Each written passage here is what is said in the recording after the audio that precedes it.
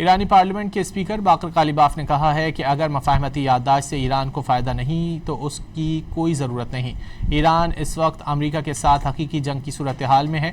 ایک بیان میں انہوں نے کہا کہ دشمن کا مقصد نظام کا خاتمہ اور ملک کو ٹکڑوں میں تقسیم کرنا ہے۔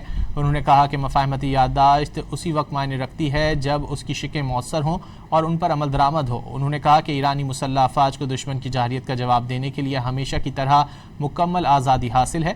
جنگ یا مذاکرات کا فیصلہ ایران کے سپریم لیڈر کے اختیار میں ہے۔ ایران نے کبھی بھی جنگ کا خیر مقدم نہیں کیا، لیکن ایرانی جنگ کے لیے پہلے سے ہی تیار ہیں۔